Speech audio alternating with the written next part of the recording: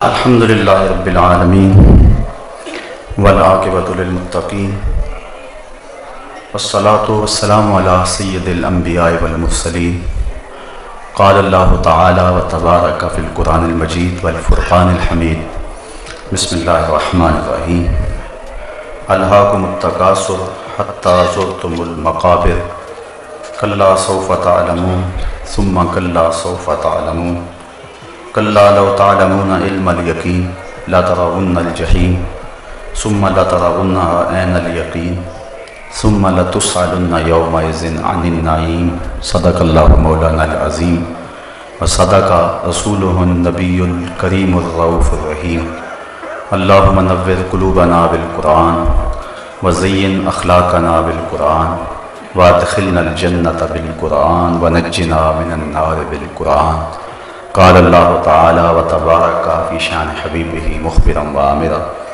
ان اللہ وملائکتہ یصلون علی النبی یا ایھا الذین آمنوا صلوا علیہ وسلموا تسلیما الصلاۃ والسلام علیک یا رسول اللہ وعلی آلک واصحابک یا محبوب رب العالمین۔ تمام حمد و ثنا، تعریف و توصیف اللہ جل مجدہ الکریم کی ذات بابرکات کے لیے، جو خالق کائنات بھی ہے اور مالک شہنشاہت بھی۔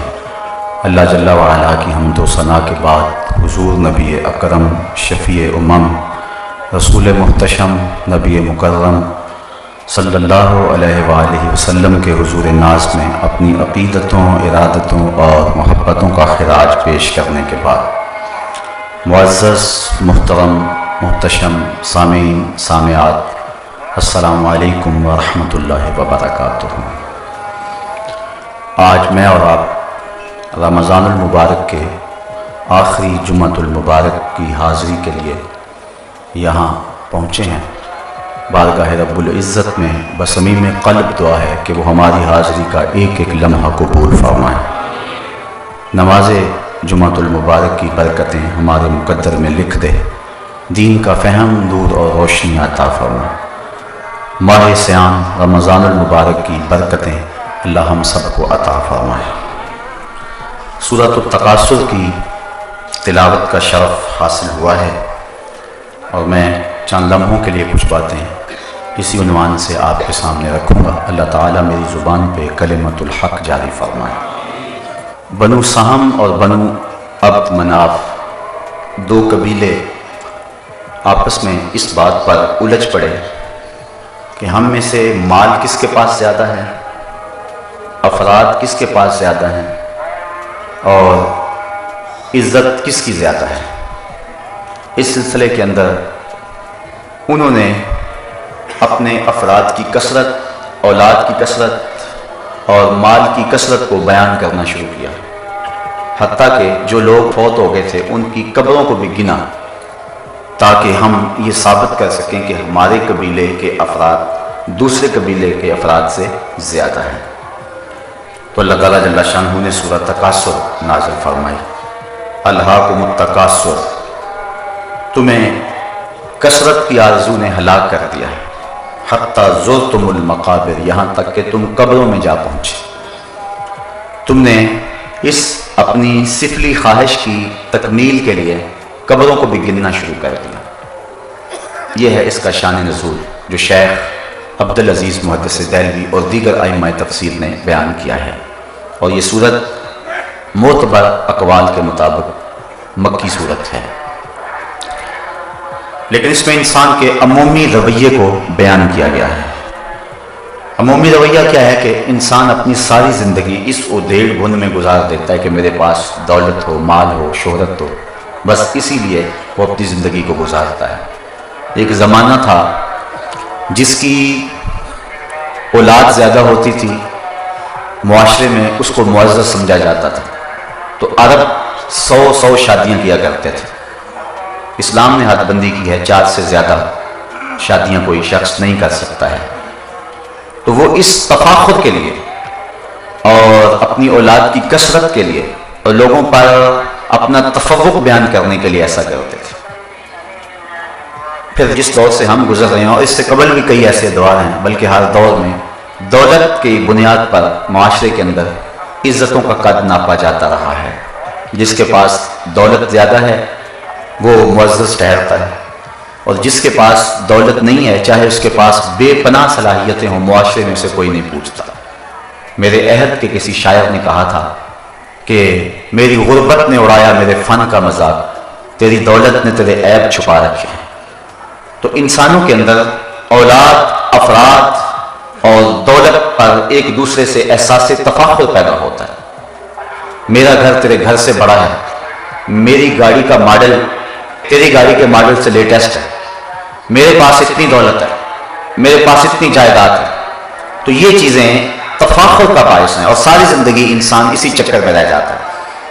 सारी ज़िंदगी क्या क्या पापड़ नहीं बेलता है इस हवाले से। तो अल्लाह ताला ने इंसान की इस कजरवी की इस्लाह करते हुए इरशाद फरमाया, अल्हाकुमुत तकासुर, तुम्हें कसरत माल की तलब ने हलाक कर दिया, हत्ता ज़ुरतुमुल मकाबिर, यहाँ तक कि तुम कब्रों में जा पहुंचे।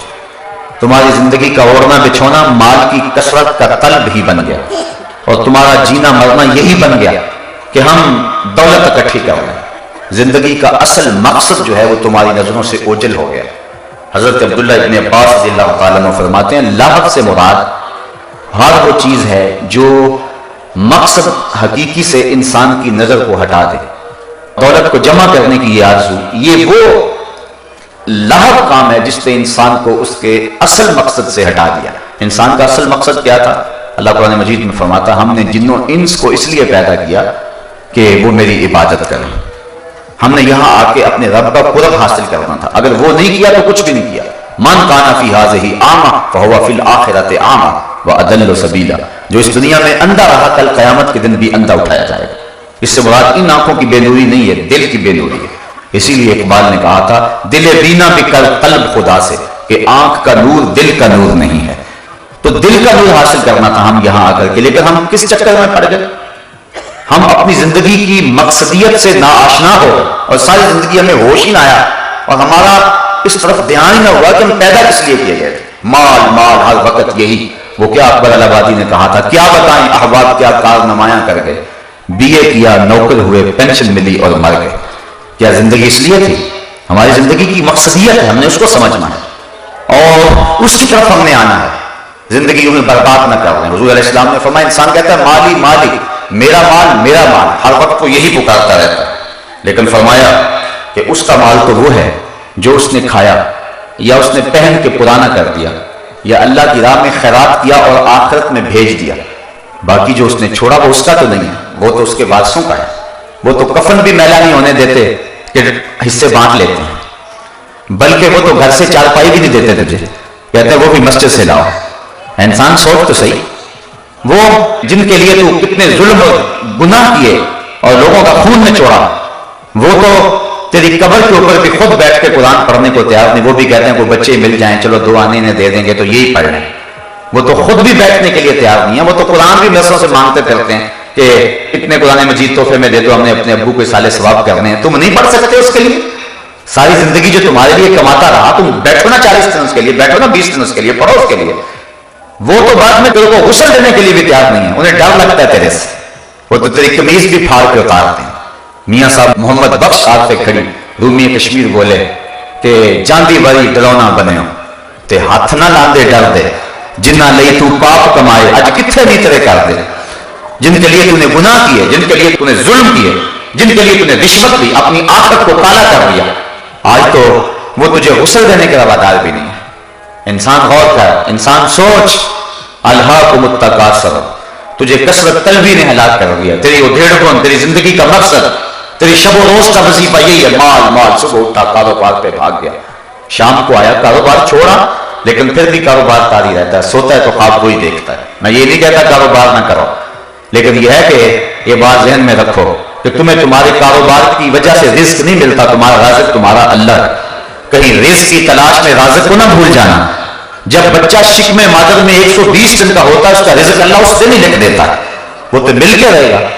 तुम्हारी जिंदगी का जो वजीफा है, जो तुम्हारा रब तुमसे मुतालबा करता है, तुम उसकी तरफ आओ ना। तुम्हारा रब तुमसे क्या कह रहा है? तुम्हारी हिरस तो सारी जिंदगी पूरी नहीं होगी। लाखपति बनोगे तो सोचोगे करोड़पति बन जाए, करोड़पति हो जाओगे तो सोचेंगे अरबपति बन जाए, अरबपति हो जाओगे तो सोचोगे खरबपति बन जाए। बताओ कोई जगह है जहां जो है वो निशान लगाओ कि यहां से बंदा आगे नहीं जाता। हुजूर फरमाया कि अगर इंसान को एक वादी दे दी जाए सोने की भरी हुई, दो पहाड़ों के दरमियान जो जगह होती है उसे वादी कहते हैं, वो सोने की भरी हुई हो, एक शख्स को दे दी जाए, वो आरजू करेगा कि मेरे पास ऐसी एक और वादी हो। और किताब रिकाब के अंदर इमाम बुखारी ने एक और हदीस लिखी है, दो मिल जाए तो तीसरी वादी की आरजू करेगा। यानी उसका पेट नहीं भरता, उसकी आंख नहीं भरती। और हजरत शेख सादी फरमाते हैं पेट तो भर जाता है, आंख नहीं भरती। और रूमी कहते हैं पूजाए चश्मे हरीसा पुर नशुद ता सदफ खाने नशुद पुर दुर नशुद, हरीस की आंख का प्याला नहीं भरता जब तक वो सीप जो है वो कनात इख्तियार नहीं कर लेता तो उसमें मोती नहीं आते। इंसान जब तक कनात नहीं करता उतनी देर तक उसका दिल गनी नहीं होता, क्योंकि जो गिना है वो कसरत मालो जर से नहीं है। हुजूर अलैहिस्सलाम ने फरमाया बेशक गिना तो दिल का गिना है। अल्लाह जिसके दिल को गनी कर दे, चाहे उसके पास कुछ भी नहीं हो तो वो फिर भी गनी है, और जिसका दिल गनी नहीं है वो करोड़पति खरबपति भी हो जाए, नफ्स की कमीनगी नहीं जाती। इसलिए इंसान कहता है कि हल मिन मजीद, मुझे और मिले, मुझे और मिले। सारी जिंदगी कहता है माली माली, मेरा माल मेरा माल, लेकिन उसका ना पेट भरता है ना आंखें भरती हैं, और सारी जिंदगी इसी तलब में उजाड़ देता है। और जो उसकी जिंदगी का असल वजीफा था, जिस लिए अल्लाह ने उसको भेजा है, वो अपनी उस असल जिंदगी के मकसद से नाआशना रहता है। तो इरशाद फरमाया अल्हाकुमुत तकासुर, तुम्हें कसरत तलबी ने हलाक कर दिया, हत्ता ज़ुरतुमुल मकाबिर, यहां तक कि तुम कब्रों में जा पहुंचे, तुम कब्रों का रिज़्क़ बन गए, तुम कब्रों में चले गए, तुम्हारा सब कुछ यहां रह गया। इमाम तिरमिज़ी ने हदीस की तखरीज की है कि रोजाना कब्र पुकारती है, आना बैतुल गुरबा व आना बैतुल वहबा व आना बैतुल दुआ व आना बैतुल दूध। मैं तन्हाई का घर हूं, मैं कीड़े मकोड़ों का घर हूं, मैं मट्टी का घर हूं, और मैं गुर्बत और मुसाफिरत का घर हूं। रोजाना पुकारती है बंदे को, और बंदा है कि गाफिल जमीन के पेट पे चलता रहता है और सारी जिंदगी गुजार देता है। जब मौत आती है फिर हाथ मलता है, लेकिन फिर हाथ मलने से कुछ नहीं होता।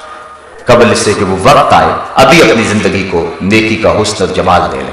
वक्त पर काफी है, एक कतरा भी आबे खुश हंगाम का, जल गया जब खेत बरसा भी तो फिर किस काम का। फिर हाथ मलने का क्या फायदा जब कुछ पल्ले न रहा।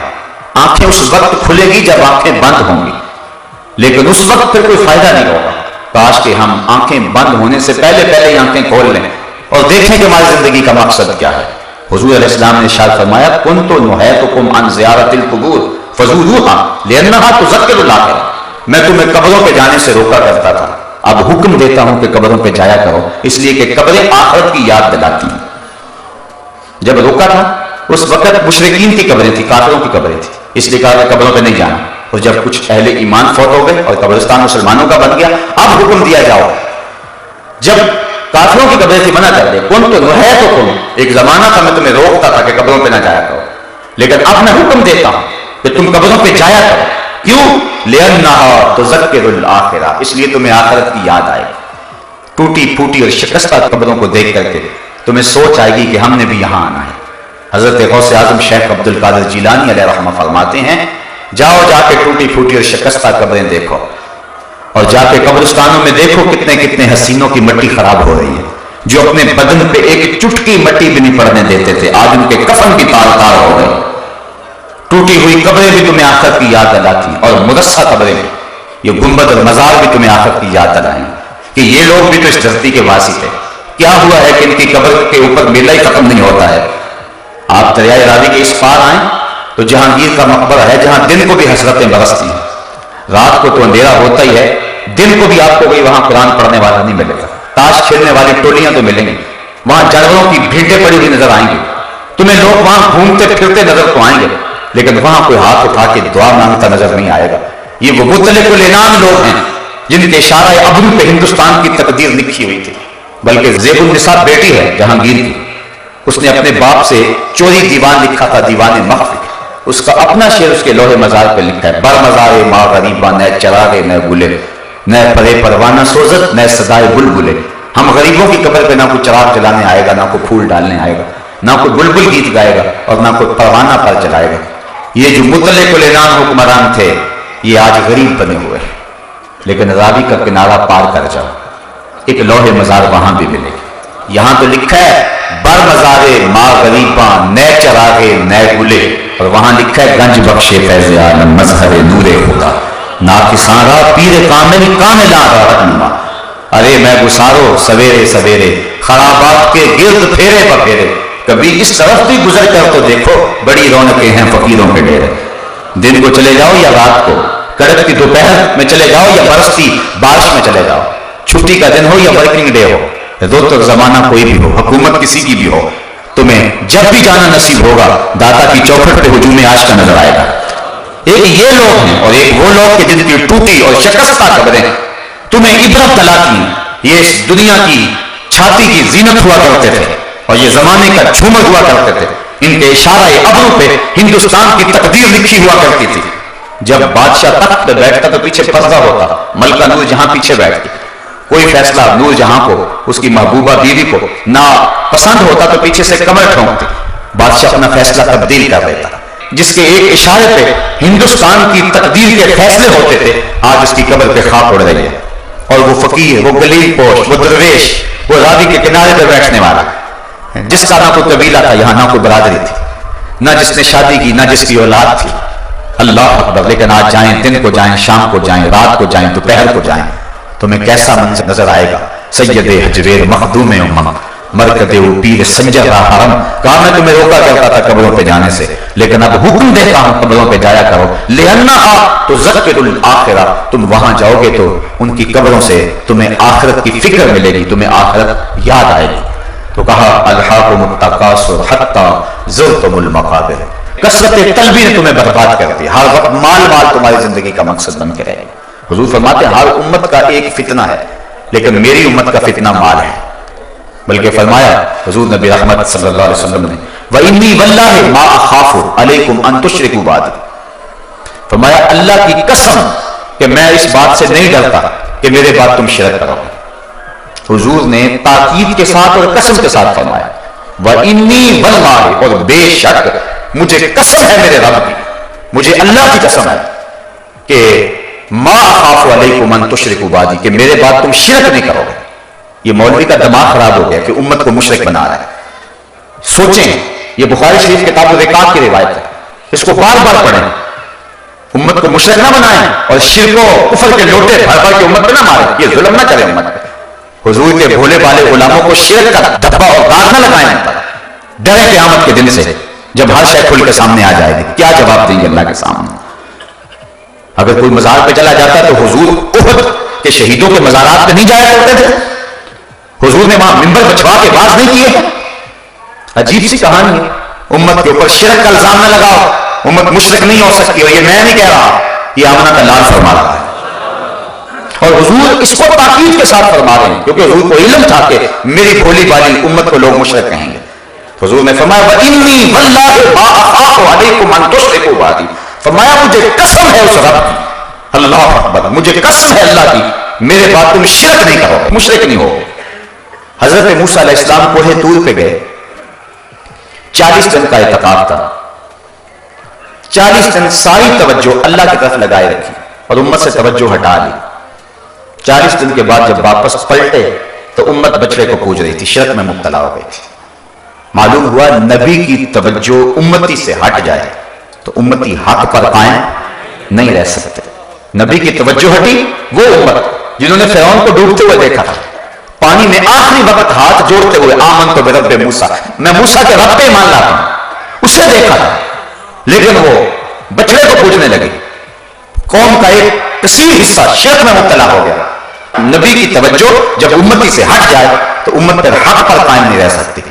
حضور فرمایا میرے بعد قسم ہے تم مشرک نہیں ہوگے، مطلب کیا؟ نہ میں توجہ ہٹاؤں گا نہ تم شرک میں مبتلا ہو، ہر وقت میری نگاہ کرم تمہارے اوپر پڑتی رہے گی اور میرا فیض تمہیں ملتا رہے گا، گنبد خضرا سے نور نکلتا رہے گا اور تمہارے من روشن ہوتے رہیں گے۔ تو کہا مجھے اس بات کا کوئی ڈر نہیں، اللہ کی قسم مجھے اس بات کا کوئی ڈر نہیں ہے کہ میرے بعد تم شرک کرو گے۔ وَلَكِنِّي أَخَافُ عَلَيْكُمْ أَن تَنَافَسُوا فِيهَا، ہاں یہ ڈر ہے مجھے کہ میرے بعد تم دنیا دار بن جاؤ گے، اور آج ہم دنیا دار بنے ہوئے ہیں، اٹھنا بیٹھنا چلنا پھرنا، ہم دین سے دور ہٹے ہوئے ہیں۔ آئیے اس سورت کا نور حاصل کیجیے اور اپنے من میں اجالے کیجیے۔ الْحَاكُمُ التَّكَاثُرُ حَتَّى زُرْتُمُ الْمَقَابِرَ كَلَّا سَوْفَ تَعْلَمُونَ کہا عنقریب تم جان جاؤ گے، عنقریب تمہیں پتہ چل جائے گا۔ آج آنکھیں نہیں کھلی تو کل ضرور کھلیں گی، جب آنکھیں بند ہوں گی تو پھر کھلیں گی آنکھیں۔ ثم کلا سوف تعلمون، کیوں نہیں، ہاں تم ضرور جان جاؤ۔ یہ دوہری تاکید ہے، پہلے تاکید فرمائی تم جان جاؤ گے، پھر کہا تم ضرور جانو گے، پھر فرمایا کلا لو تعلمون علم الیقین، تمہیں یقینی علم ہو جائے گا۔ یہ تیسری تاکید ہے، یہ اللہ تعالیٰ کی شفقت ہے، یہ لوگوں کو ڈرا رہا ہے تاکہ وہ باز آ جائیں، بار بار ڈرایا جا رہا ہے۔ حضرت عبداللہ ابن عباس رضی اللہ تعالیٰ عنہ فرماتے ہیں کلا سوف تعلمون سے مراد قبر ہے، ثم کلا سوف تعلمون سے مراد جو ہے وہ آخرت ہے، کہ تم قبر کو بھی جان جاؤ گے اور آخرت کو بھی جان جاؤ گے۔ حضرت ذر بن حبیش رضی اللہ تعالیٰ عنہ فرماتے ہیں کہ ہمیں اس بات میں شک تھا کہ قبر کا عذاب ہوگا کہ نہیں، لیکن جب یہ آیت کریمہ اتری تو حضرت علی المرتضیٰ نے فرمایا کہ اس سے مراد قبر ہے، تو ہمیں یقین ہو گیا، ہمارا شک جاتا رہا۔ تو فرمایا کلا سوف تعلمون، عنقریب تم جان جاؤ گے، آج تمہیں نہیں پتا ہے، تمہیں پتا چل جائے تو راتوں کی نیندیں اچاٹ ہو جائیں۔ حضور فرمایا لو تعلمون ما اعلم لضحكتم قليلا ولبكيتم كثيرا، جو میں جانتا ہوں اگر تم جان جاتے تمہارے چہروں پہ مسکراہٹیں نہ ہوتی، تم روتے رہتے۔ بڑا سخت مرحلہ ہے جو آنے والا ہے۔ کلا سوف تعلمون، عنقریب تم جان جاؤ گے، ثم کلا سوف تعلمون، ہاں تم عنقریب جان جاؤ گے۔ کلا لو تعلمون علم الیقین، تمہیں یقینی علم آ جائے گا، جب آنکھوں کے سامنے سب کچھ ہوگا، جب منکر نکیر قبر میں اتریں گے، جب جنت کا دروازہ یا جہنم کی کھڑکی کھول دی جائے گی تو پھر تو انکار کی گنجائش نہیں رہے گی، پھر جان جاؤ گے، پھر پچھتاؤ گے، کاش کوئی چیخ چیخ کے کہتا تھا اس کی آواز سن لیتے اور اپنی زندگی کو نیکی کا نور دے لیتے، لیکن پھر اس وقت کا پچھتانا سوائے حسرت کے بڑھانے کے اور کچھ نہیں ہوگا۔ اس لیے آج وقت، آج موقع ہے۔ اس دن تو جب نامہ مال کھلیں گے تو ایک ایک چیز لکھی سامنے آ جائے گی، بندہ کہے گا ما لہذا الکتاب لا یغادر صغیرۃ ولا کبیرۃ الا احصاها، ہائے اس کتاب کو کیا ہو گیا، اس نے چھوٹی بڑی ہر شے لکھ دی، لیکن پھر ہاتھ ملنے سے کچھ نہیں ہوگا۔ آج موقع ہے، آج زندگی ہے، آج لے ان کی پناہ، آج مدد مانگ ان سے، کل قیامت کو نہ مانیں گے اگر مان گے۔ علماء لکھتے ہیں قیامت کے دن تو نیکوکار بھی پچھتائیں گے، بدکاروں کا پچھتانا تو سمجھ میں آتا ہے، نیکوکار کیوں پچھتائیں گے؟ جب اپنے اچھے اعمال کی جزا دیکھیں گے تو پچھتائیں گے، ہائے جو چند لمحے ضائع کر دیے وہ بھی کیوں برباد کر دیے، وہ بھی اللہ اس کے رسول کے راستے میں گزار دیے ہوتے، لیکن پھر پچھتانے سے کوئی فائدہ نہیں ہوگا۔ آج ہم موقع ہے اپنی زندگی کو حسن دے لیں۔ لا ترون الجحیم، تم ضرور جہنم کو دیکھ کے رہو گے، ایک وقت آئے گا کہ تم جہنم کو دیکھ، کافر بھی دیکھے گا، مومن بھی دیکھے گا۔ کافر دیکھے گا کہ اس میں رہے گا، اور مومن پل صراط سے ضرور گزرے گا، کوئی بجلی کی تیزی کی طرح گزر جائیں گے، کوئی گھوڑے کی رفتار کی طرح، کوئی دوڑنے والے شخص کی طرح، کوئی پیدل شخص کی طرح۔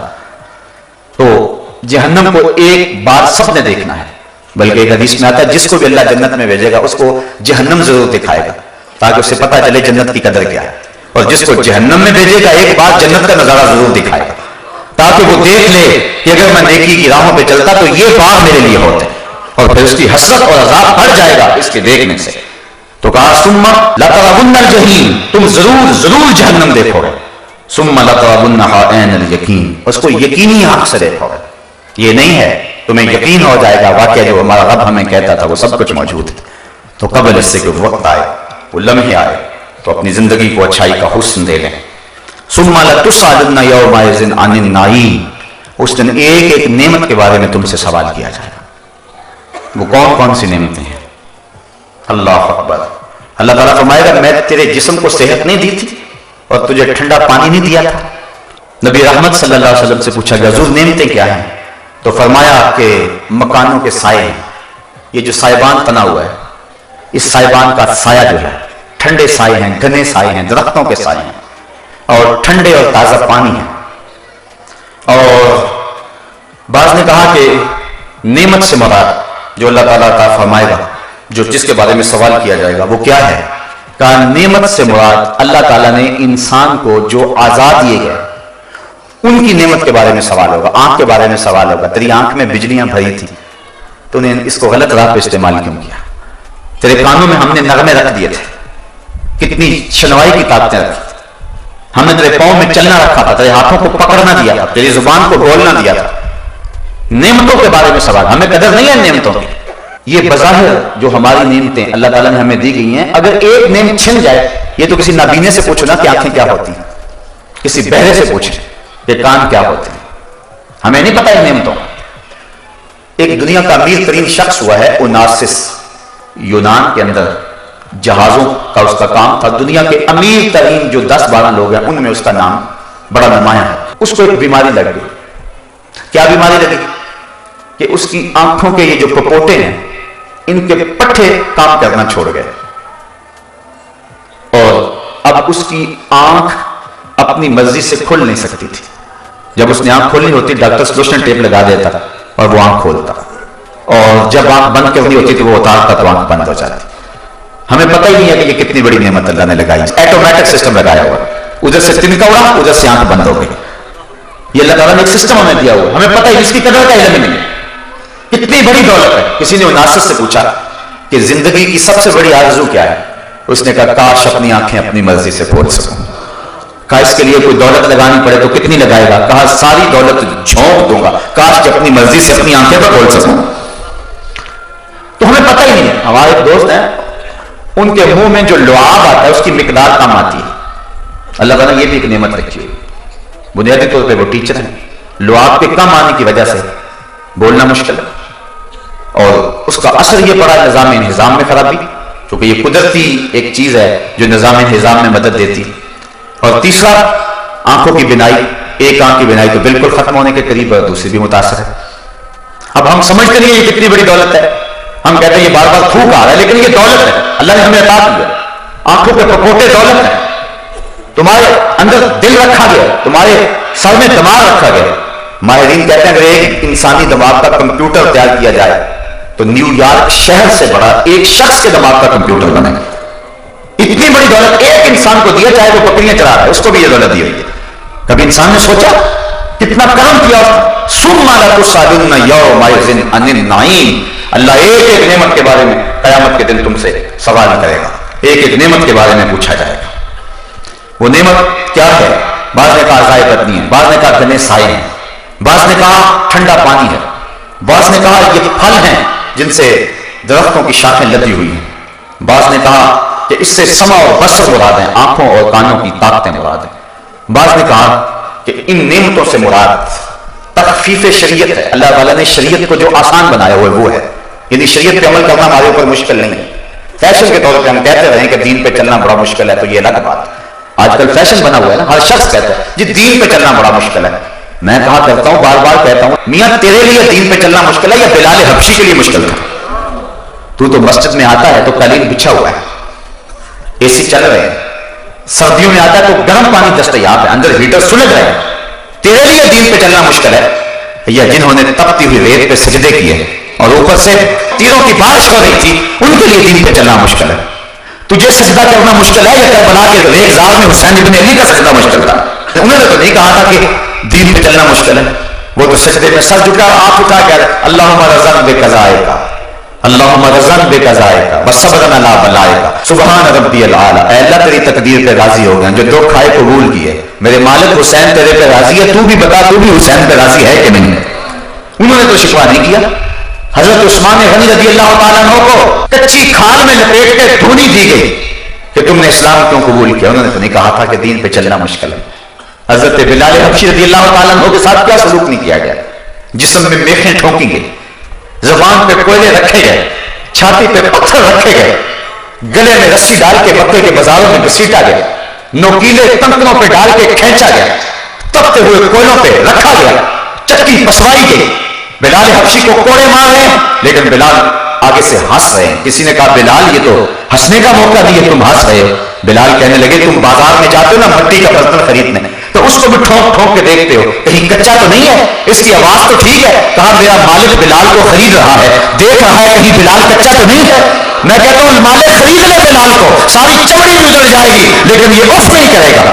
زخم پہ زخم کھا کے جی خون جگر کے گھونٹ پی، آہ نہ کر لبوں کو سی، یہ عشق ہے دل لگی نہیں. یہ پیار کی بات ہے، یہ محبت کی کہانی ہے. عاشق یوں ہی تو نہیں بنتا. ہم سارے عاشق رسول ہیں لیکن ہمارے لیے داڑھی رکھنا بھی بوجھ بنا ہوا ہے. عاشق عاشق ہر کوئی آکھے پر عاشق بنتا مر کے، زہر پیالہ کوئی نہیں پیندا پر عاشق پیندا بھر کے. تو بلال حبشی نے کتنے دکھ سہے. شاہ ابی طالب کی گھاٹی کے اندر لوگوں نے چمڑے کو جلا جلا کے اس کی خاک کو پانی میں ملا کے پیا، اور انہوں نے نہیں کہا تھا کہ دین پہ چلنا بڑا مشکل ہو گیا ہے. انہوں نے نہیں کہا تھا جن کی پیٹھ پہ کوڑے مارے گئے، انہوں نے نہیں کہا تھا جن کو اونٹ کی دونوں ٹانگوں سے باندھ دیا گیا اور پھر اونٹوں کو ہانکا لگایا اور جب جسم چرا سرخ سرخ خون کے قطرے گرے، تاریخ نے بتایا جب تک زبان بولتی رہی یہ شخص کہتا رہا فزت برب الکعبہ، کعبے کے رب کی قسم زندگی کی بازی جیت گیا۔ لوہے کی کنڈیوں سے جسم چھیدے گئے، سر پہ آڑا رکھ کے پاؤں تک چیر دیا گیا، لیکن انہیں اف تک بھی نہیں کہی۔ انہوں نے نہیں کہا تھا کہ دین پہ چلنا مشکل ہے، ہم شور کر رہے ہیں دین پہ چلنا بڑا مشکل ہے، دین پہ تو چلنا بڑا آسان ہے۔ حضور نے تو کوئی مشکل چیز ہمارے اوپر لازم ہی نہیں کی۔ فرمایا میرا جی چاہتا ہے کہ تمہارے اوپر مسواک کو لازم کر دوں، لیکن ڈرتا ہوں کہ امت مشکل میں نہ پڑ جائے، اس لیے ہر نماز کے ساتھ لازم نہیں کر رہا۔ یہ تخفیفات شریعت یہ اللہ تعالیٰ کے انعام ہے اور ان کے بارے میں قیامت کے اندر پوچھا جائے گا۔ اتنی آسان شریعت دی تھی ہم نے، تم نے پھر بھی عمل نہ کیا۔ پچھلی شریعتیں دیکھو، اگر کپڑا گندا ہو جاتا ہے کپڑا کاٹ دو، کپڑا کاٹنا پڑتا تھا، دھونے سے پاک نہیں ہوتا تھا۔ نماز پڑھنے کے لیے مسجد میں جانا پڑتا تھا، یہ اس کے دور کا جو وہ عبادت خانہ تھا، معبد تھا، وہیں جانا پڑتا تھا۔ تم نہیں جا سکتے ہو مسجد میں، گھر میں نیت باندھ لو، دکان پہ پڑھ لو، اپنے ڈیرے پہ پڑھ لو، کھیتوں کے اندر مصلی بچھا لو، جہاں وقت آ گیا کسی پہاڑ کی چوٹی پہ ہو وہاں مصلی بچھا لو۔ وضو کے لیے پانی ہے وضو کر لو، نہیں پانی ہے تو تیمم کر لو، لیکن سجدہ نہ چھوڑنا، اس کے حضور سر جھکانا نہ چھوڑنا۔ کتنی سہولتیں تمہیں دی تھی، کھڑے ہو کے پڑھ سکتے ہو کھڑے ہو کے پڑھ لو، نہیں کھڑا ہو جاتا بیٹھ کے پڑھ لو، نہیں بیٹھا جاتا لیٹ کے پڑھ لو، لیٹا بھی نہیں جاتا اشارے سے پڑھ لو، پڑھو ضرور۔ اور تم نے پھر بھی سجدہ نہ کیا۔ ان امتوں کے لیے کتنی مشکلات تھی اور تمہارے لیے کتنی آسانی ہے۔ قیامت کے دن پوچھا جائے گا، اتنی سہولتیں دی اور محمد عربی جیسا رسول دیا تم نے قدر نہ کی۔ ثم لتسألن یومئذ عن النعیم، حضرت امام باقر رضی اللہ تعالیٰ عنہ سے روایت ہے، فرمایا جس نعمت کے بارے میں قیامت کے دن پوچھا جائے گا نا، فرمایا وہ نعمت ہوا رسول اللہ صلی اللہ علیہ وسلم، وہ حضور کی ذات ہے۔ تم کو ہم نے رسول کریم دیے جن کی زندگی بہتر نمونہ تھی، تم نے کیا قدر کی؟ تم مغرب کے پیچھے لگے رہے، تم ان کی ٹائیاں باندھتے رہے، تم ان کے پیچھے دوڑتے رہے، تمہیں آمنہ کا لال نظر نہیں آتا تھا جس نے تمہارے لیے غار سجدہ کے نوکیلے پتھروں میں پیشانی رکھ کر کے آنسو بہائے؟ کبھی تمہیں وہ نبی بھی یاد آیا؟ کبھی اس کا خیال کیا تم نے؟ تم کن کے پیچھے بھاگتے رہے؟ تیرے صوفے ہیں فرنگی، تیرے قالین ہے ایرانی، خون کے آنسو رلاتی ہے جوانوں کی تن آسانی، ہر کوئی مستے مئے ذوق تن آسانی ہے۔ تم مسلمان ہو، یہ انداز مسلمان حیدری فخر ہے، نہ دولت عثمانی ہے، تم کو اسلاف سے کیا نسبت روحانی ہے، وہ معزز تھے زمانے میں مسلمان ہو کر، تم خال ہوئے تارک قرآن ہو کر۔ حضرت امام راضی لکھتے ہیں کہ ثم لتسألن یومئذ عن النعیم، اس سے تخفیف شرائع بھی ہے اور اس سے مراد قرآن بھی ہے۔ ہم نے قرآن پر عمل تمہارے لیے آسان بنا دیا۔ تم نے کہاں تک قرآن پہ عمل کیا؟ تم نے قرآن کو صرف تعویذ گنڈوں کے لیے رکھا؟ تم نے قرآن کو صرف کچہری میں سر اٹھانے کے لیے رکھا؟ جب کوئی شخص مر گیا تو صرف اس کے اصالے ثواب کے لیے قرآن کو پڑھا؟ تم نے دکان اور گھر میں برکت کے لیے قرآن کھولا؟ یہ ساری برکتیں قرآن کے دامن سے ہیں، لیکن کیا قرآن کے نزول کا مقصد یہ تھا؟ بڑی خوبصورت شاعر مشرق نے بات کی۔ اقبال کہتا ہے پابند صوفی و ملا اسیری، حیاتش حکمت قرآن گیری، بآیاتش ترا کار جزی نیست، کیا یاسی نے او آسان بمیری۔ کہ تو جاہل صوفی اور کاہل ملا کے ایسے پھندے میں پھنسا کہ تو نے قرآن سے زندگی تلاش نہیں کی، قرآن کی آیتوں سے تجھے صرف اتنا سروکار رہا، جب تیرے بوڑھے کی روح اٹک گئی تو تو سورہ یاسین لے کے بیٹھ گیا کہ اس کی روح آسانی سے نکل جائے۔ اقبال کہتا ہے اس میں کوئی شک نہیں ہے کہ اس کی روح آسانی سے نکل گئی، لیکن افسوس کا پہلو یہ ہے کہ تو نے قرآن سے بھی مرنا ہی سیکھا۔ جس قرآن سے تو نے مرنا سیکھا کاش اسے جینا بھی سیکھ لیا ہوتا۔ تو نے قرآن سے بھی مرنے کی راہیں تلاش کی، اس کا لفظ لفظ حیات آفری تھا، اس کا حرف حرف زندگی بخش تھا، اس کی ایک ایک آیت نور افزا تھی۔ زندگی کا سارا حسن، سارا جمال اور سارے اجالے اس قرآن کے دامن میں تھے، لیکن تو نے قرآن سے بھی مرنا ہی سیکھا، کاش قرآن سے تو نے جینا بھی سیکھ لیا ہوتا۔ کتاب زندہ قرآن حکیم، حکمت او لا یزالست و قدیم، گر تو می خواہی مسلمان زیستن، نیست ممکن جز بقرآن زیستن۔ مولا کائنات حضرت علی المرتضیٰ فرماتے ہیں، حضرت امام ترمذی نے اس حدیث کی تخریج کی ہے، حضور قرب قیامت کے فتنوں کا تذکرہ کرتے تھے، جب بارش کی طرح فتنے اتریں گے، ہر روز فتنے ہی فتنے، فرمایا کہ بڑے فتنے نازل ہوں گے۔ اس کی حضور سے بچنے کی صورت کیا؟ فرمایا اللہ کی کتاب قرآن مجید، جو اس کتاب سے جڑ جائے گا وہ فلاح پا جائے گا۔ آئیے قرآن سے جوڑیں اور سنو اپنے محبوب کا فرمان۔ حضور فرمایا کہ قرآن اللہ کی رسی ہے، حبل ممدود من السماء الی الارض، اور پھر ایک حدیث سنیے جھوم جائیے، فرمایا اس رسی کا ایک سرا تمہارے ہاتھ میں ہے، دوسرا سرا تمہارے رب کے ہاتھ میں ہے۔ فرمایا اگر اگر تمہارا اللہ سے باتیں کرنے کو جی چاہے تو قرآن کھول کے بیٹھ جائے. حضرت سہل بن عبداللہ تستری جنگل میں رہتے تھے. کوئی شخص ان کو ملنے کے لیے گئے, کہا حضرت اس جنگل میں رہتے آؤ نا ذرا شہر کی رنگینیاں بھی دیکھو, آؤ ذرا کہاں جنگل میں رہتے ہو, کہاں ڈیرے لگائے ہو, آپ آؤ شہر میں, لوگوں کو ملو, تمہارے مزاج کے لوگ بھی تمہیں ملیں گے, یہاں تنہائی میں دن راتیں کیسے کاٹتے. حضرت سہل بن عبداللہ فرمانے لگے تمہیں کس نے کہا کہ میں تنہا رہتا ہوں. انہوں نے کہا ہم خود دیکھا کہ آپ تنہا رہ رہے ہیں. فرمایا نہیں, جب میرا اس کی باتیں سننے کو جی چاہتا ہے تو میں قرآن کھول کے بیٹھ جاتا ہوں, اور جب اس سے باتیں کرنے کو جی چاہتا ہے تو نماز کے لیے کھڑا ہو جاتا ہوں. کبھی اپنی سناتا رہتا ہوں, کبھی اس کی سنتا رہتا ہوں. تمہیں کس نے کہا کہ میں تنہا رہتا ہوں, میں تو دم دم اپنے رب کے ساتھ رہتا ہوں. اس دن پوچھا جائے گا کسی امت کے پاس اس کے نبی کا کوئی معجزہ اصل صورت میں موجود نہیں ہے. تورات, زبور, انجیل, صحف ابراہیم, صحف موسیٰ, تحریف آپ آگے. اگر وہ ہدایت کی راہیں تلاش کرنا بھی چاہے تو وہ چشمہ جہاں سے ہدایت ملتی ہے وہ سوکھ گیا ہوا ہے. تحریف آپ آگے. تیقن سے کہہ نہیں سکتے کہ یہ اللہ کا کلام ہے یا نہیں. پتہ نہیں کہاں کہاں جو ہے وہ گڑ مٹ کر دی گئی ہے. امت مسلمہ تو شکر ادا کر کہ صدیاں گزرنے کے بعد تیرے نبی کا سب سے بڑا معجزہ اب بھی تیرے پاس اصلی صورت میں موجود ہے.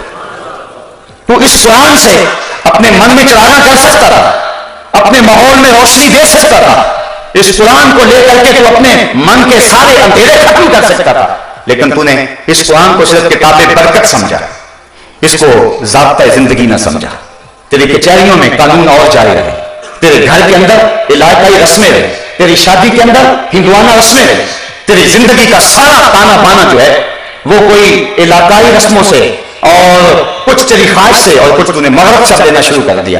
قرآن کو تو نے پسے پش ڈال دیا. کہا یہ قرآن اللہ سے شکایت کرے گا, قرآن کہے گا مالک انہوں نے مجھے پسے پش ڈال دیا تھا, اور رسول بھی اللہ کی بارگاہ میں کہے گا کہ انہوں نے قرآن کو چھوڑ دیا تھا, پھر کیا جواب دو گے. تو کل قیامت کے دن جو ہے وہ جو سوال ہوں گے ان میں سے قرآن کا سوال ہوگا. تو فرمایا حضور نے لا تزول قدم العبد یوم القیامہ حتی یسأل عن اربع. قیامت کے دن اللہ بندے کے قدم اپنے سامنے سے ہٹنے نہیں دے گا جب تک اس سے 4 سوال نہیں کر لے گا. 4 سوال پوچھے گا. اور ایک حدیث جس کو امام بخاری نے نقل کیا ہے اس میں 5 چیزیں ہیں, اور یہاں بھی 5 ہے, لیکن ایک چیز کو جو ہے وہ ایک سوال میں درج کیا گیا ہے. وہ کیا ہے؟ حتی یسأل عن اربع عن عمرہ فیما افناہ. پہلے عمر کے بارے میں پوچھا جائے گا کہ تم نے اس کو کہاں فنا کیا. ہم نے عمر دی, تم نے چوکوں میں کھڑے ہو کے تو نہیں گزار دی, تم نے چائے والے پھٹے پہ بیٹھ کے تو نہیں گزار دی, تم نے قیمتی عمر کو حماموں پہ بیٹھ کے ضائع تو نہیں کر دیا, تم نے آوارگی کے اندر عمر کو برباد تو نہیں کر دیا. عمر کے بارے میں پوچھے گا, یہ میری نعمت ہے, تم نے میری اس نعمت کی کیا قدر کی, اس نعمت کی کیا قیمت ڈالی تم نے, اس عمر کو کہاں گزارا تم نے, اس امت کو آوارگی کے ساتھ تم نے کہاں برباد کر دیا. ایک ایک سوال کرے گا. وَعَنْ شَبَابِهِ فِيمَا أَبْلَاهُ. جوانی کے بارے میں پوچھے گا. جوانوں, یہ سوال قیامت کے دن رب پوچھے گا, اور یہ بخاری کی حدیث ہے. رکنا اتنی دیر تک اللہ تعالیٰ اپنے سامنے سے بندے کو ہٹنے نہیں دے گا جب تک یہ سوال ضرور پوچھنا دے گا کہ جوانی کہاں گزاری.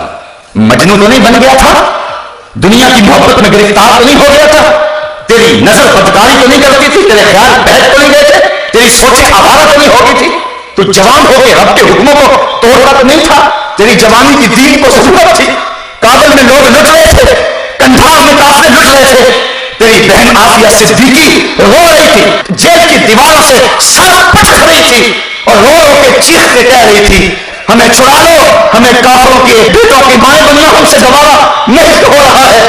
تم نے ان کی مدد کو پہنچے, تمہیں محمد بن قاسم اور تمہیں شہاب الدین غوری اور تمہیں صلاح الدین ایوبی کی زندگی کا باپن اور حسن اور جمال کیوں نظر نہ آیا. تم نے اپنی زندگی کہاں گزاری, تم اپنی ہی بہنوں بیٹیوں کو دیکھ کے ریچھوں کی طرح ناچتے رہے, تم نے اپنی ہی نظروں کو گندا کرتے رہے, تم پارکوں اور چوکوں اور بازاروں اور کالجوں کے دروازوں پر کھڑا ہو کے جوانی گزار دی.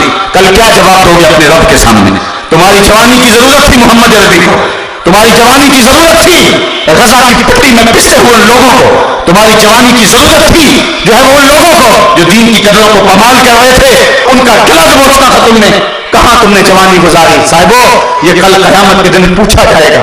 میں اور آپ تیاری کر رہے ہیں, اگر مجھے میری جوانی کے بارے میں پوچھا گیا تو میں سوچ لوں میں نے کیا کہنا ہے, اور اگر آپ کے پاس جوانی کے لمحے ہیں اور آپ سے پوچھا گیا سوچ لیں آپ نے کیا کہنا ہے. اگر آوارگی میں گزاری ہوئی تو پھر کیا جواب دیں گے, لیکن اگر جوانی کسی ڈھب کے کام پہ لگ گئے تو پھر نظریں تو جھکی ہوں گی, رب کے سامنے اٹھیں گے تو نہیں نظریں, لیکن کہیں کہ مالک تیرے قرآن کی نوکری کرتے رہے, इस जवानी में हमने तेरे दीन का काम किया, इस जवानी के अंदर राह हक के मुसाफिर रखे, तो अल्लाह उतनी देर तक बंदे के कदम अपने सामने से हटने नहीं देगा जब तक उसको ये सवाल नहीं कर देगा कि तूने अपनी जवानी कहां गुजारी।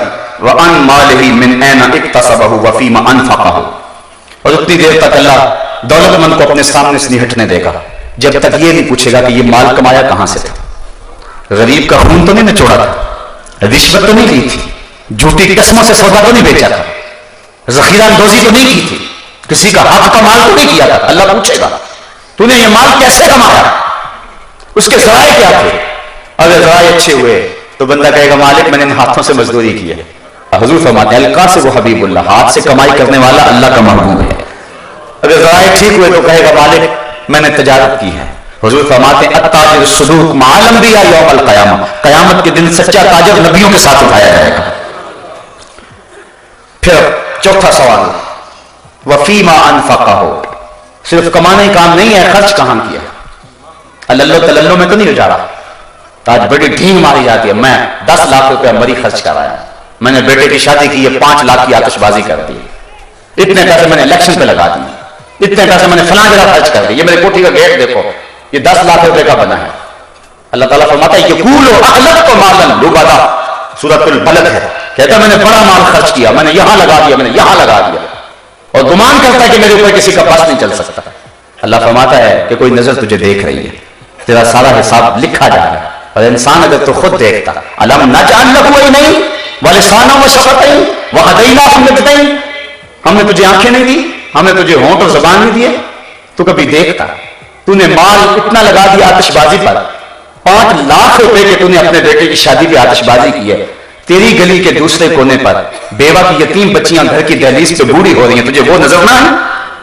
तूने 10 लाख रुपया जो खर्च कर दिया है जाके मरी में, और इस पे ढींगे मारता फिरता है, तुझे नाने शबीना को तरसते हुए लोग नजर ना आए, तुझे होटल के पछवाड़े में सर झुका के लाइन में लगे हुए लोग नजर ना आए जो रोटी के टुकड़े के लिए वहां खड़े हैं, तुम्हें घरों में बर्तन मांजती हुई औरतें नजर ना आई, तुझको यतीम लाचार दुखी मजबूर मसाकीन अनामिला ये नजर ना आए, तुझे ईद के दिन भी पापड़ बेचते बच्चे नजर ना आए, तूने मासूम बच्चों को बसों में कंडक्टरों के धक्के खाते हुए पानी बेचते हुए देखा और तुझे इसका ख्याल ना आया, तुझे ईद के दिन भी गुब्बारे बेचते हुए बच्चे नजर ना आए, तुझे अस्पतालों की लावारिस वार्डों के अंदर दवाई के लिए तरसते तड़पते मरीज नजर ना आए।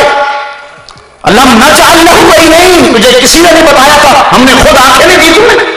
व लिसानन व शफ़तैन, तुझे जुबान भी दी थी, चल खुद नहीं कर सकता, किसी को तो कह सकता था, किसी को तो तवज्जो दिला सकता था, तुझे जुबान दी है, 2 होंठ दिए, क्या मकसद है इसका, तूने बर्बाद कर दिया। पूछा जाएगा इन चीजों के बारे में, सवाल होगा तूने माल कहां खर्च किया। ईद के दिन कलेजा फटता है, एक तरफ हम ईद की खुशियां मना रहे होते हैं और एक तरफ गरीबों के बच्चे रूठ के बैठे होते हैं, इतने पैसे दोगे तो हम घर से जाएंगे। बच्चे तो बच्चे होते हैं और तो खेलने को चांद भी मांग लेते हैं। वो मुझे वाकया नहीं भूलता उस केवल नामी औरत का जिसने अपने मजदूर बाप से कांच की चूड़ियां मांगी थी और बाप ने उसको चूड़ियां मुहैया ना कर सका, तो अगले दिन अखबार में तस्वीर छपी कि वो फंदे से झूल गई है और वो मासूम 7 साल की बच्ची वो खुदकुशी कर गई कि उसके बाप ने उसको कांच की चूड़ियां न दे सकी, वो कांच की चूड़ियां लेकर न दे सका। खुदकुशी बड़ी बुरी बात है, लेकिन इस पहलू पर गौर करो कि उसका बाप उसकी नन्ही सी आर्ज़ू पूरी न कर सका, उसकी मां का कलेजा कितने फटता होगा कि नहीं होगा।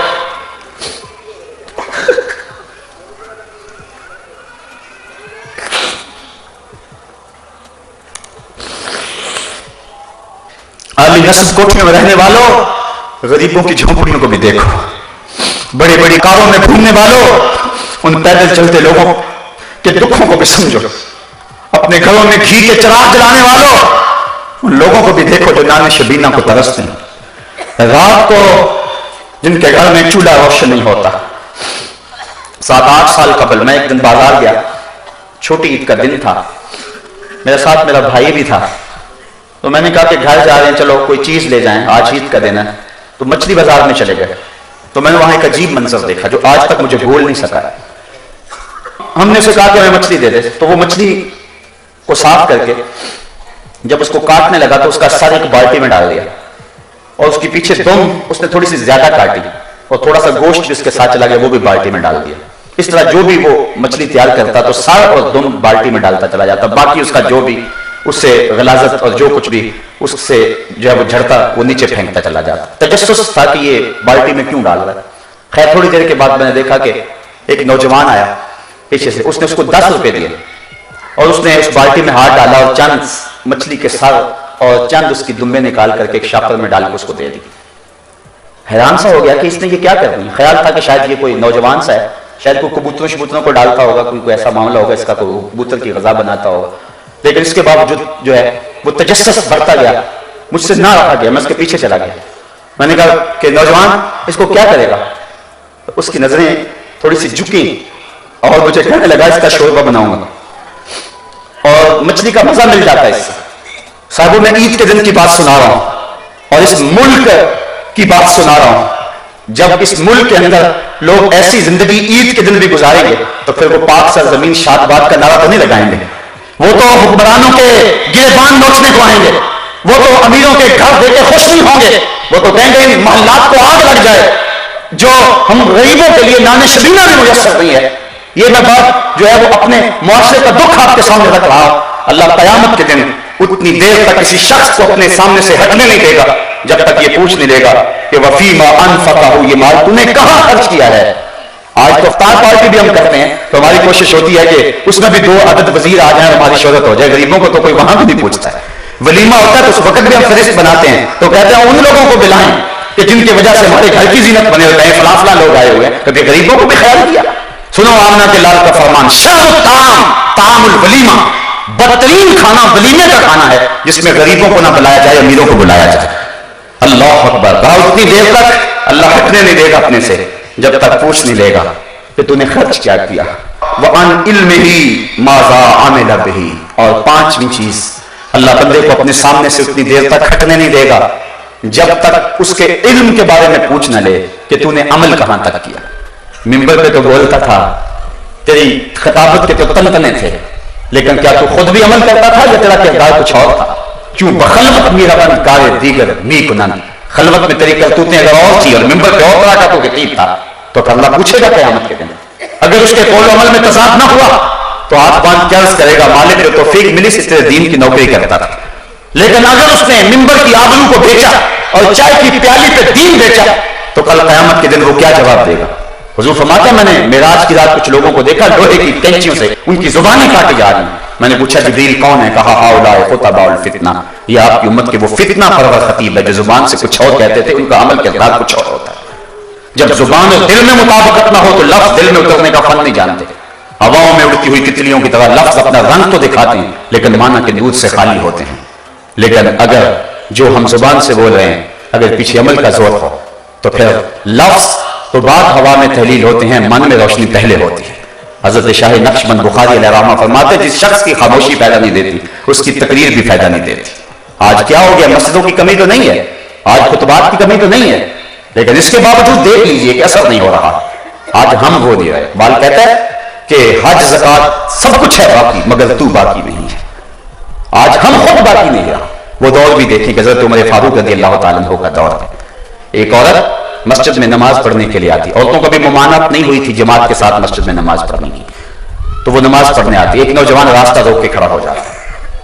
2-4 दिन उसने देखा कि ये मज़ाहमत करता है, एकदम खड़ी होगी, कहा क्या माजरा है। उसने कहा मैं तेरा चाहने वाला हूं, मेरे दिल में तेरे लिए मोहब्बत के बेपनाह जज्बे, तेरे लिए आसमान से तारे तोड़ने पड़े तो उससे भी गुरेज नहीं करूंगा। उसने कहा कि मेरी कोई शर्त नहीं, अगर तू बड़ा ही चाहने वाला है मेरा तो एक शर्त अगर पूरी कर दे फिर मैं तेरे लिए हाजिर। कहा बताओ, कहा 40 दिन तक हजरत उमर के पीछे नमाजें पढ़ ले। 40वें दिन की आखिरी नमाज के बाद यही मुलाकात हो। उसने कहा ये कौन सा मुश्किल काम हुआ, तेरे लिए तो मैं बड़ा कुछ करने के लिए तैयार था, ये तो आसान सा हल मिल गया। 40 दिन नमाजें चलती रही। हजरत उमर फारूक की पुरसोच के रात सुनता रहा। 40वें दिन की आखिरी नमाज पढ़ के जब वापस पलटने लगा तो वो औरत, वो लड़की वहां खड़ी थी, ये नजर झुका के गुजरने लगा। उसने कहा असबे वादा खड़ी हो। कहा खड़ी रहो, मेरे दिल का ताल्लुक उमर ने रब से जोड़ दिया है, अब तुम खैर से खड़ी रहो, मैं तुम्हारी तरफ नजर इल्तफात भी नहीं करूंगा। 40 दिन नमाजें पढ़ी तो मन बदल गया। मेरे पीछे अगर कोई 40 साल नमाजें पढ़े اور پھر بھی نہ بدلے تو مجھے سوچنے کی ضرورت ہے کہ نہیں. تو کہا عالم سے پوچھا جائے گا کہ جو تو نے علم لوگوں کو بیان کیا اور علم جانتا تھا اس پر خود کتنا عامل تھا. جب تک اللہ ان 5 لوگوں سے یہ 5 سوال نہیں کر لے گا اللہ تعالیٰ بندے کے قدم اپنے سامنے سے ہٹنے نہیں دے گا. ثم لتسألن یومئذ عن النعیم. اس دن ایک ایک نعمت کے بارے میں پوچھا جائے گا. صاحبو زندگی کٹ رہی ہے, سانسوں کی مالا ٹوٹ کے گرنے والی ہے. امام راضی نے بڑی خوبصورت بات کہی کہ ایک شخص کہتے مجھے ان الانسان لفی خسر کا ترجمہ نہیں آ رہا تھا. میں گیا بازار میں, وہاں ایک آدمی پھٹے پہ برف رکھ کے بیچ رہا تھا اور ساتھ کیا کہہ رہا تھا, ارحموا ارحموا من یذوب راس مالہ, اور میرے پہ رحم کرو, مجھ سے برف لے لو. اگر تم نے برف نہ خریدی تو میں نے کمائی کیا کرنی ہے, جو پیسے لگائے میرے وہ بھی ڈوب جائیں گے, کیونکہ برف کسی گاہک کا انتظار نہیں کرتی.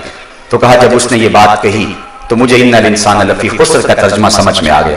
میں نے بھی کہا سانسوں کے ذریعے زندگی کی برف پگھلا رہے ہیں. اگر جلدی جلدی ان سانسوں کے بدلے میں زندگی کا حسن خرید لیتے ہیں اور نیکی اچھائی حاصل کر لیتے ہیں تو یہ زندگی کام آ گئی, ورنہ انسان خسارے کا سودا کر رہا ہے. ماہ رمضان آیا تھا, اب ہم سے رخصت ہو رہا ہے. آج جمعۃ الوداع ہے, آیا اور گزر گیا. اس طرح زندگی بھی ساری گزر جانی ہے. صاحبو آج توبہ کر کے اٹھیں, اللہ سے رجوع کریں, شاید زندگی میں یہ دوبارہ موقع ملے کہ نہ ملے. اللہ سے عرض کریں مالک پچھلے سارے گناہوں کو معاف کر دے, اور رمضان المبارک ان گھڑیوں کا صدقہ ہماری خطاؤں سے درگزر فرما. اللہ تعالیٰ آپ سب کو جزائے جزیل عطا فرمائے اور حضور کی اطاعت کی توفیق عطا فرمائے. وآخر دعوانا آفاق کے ہر ہر گوشے میں قرآن سنا کر دم لینا,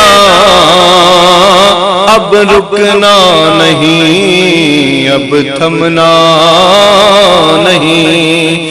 فردوس میں جا کر دم لینا.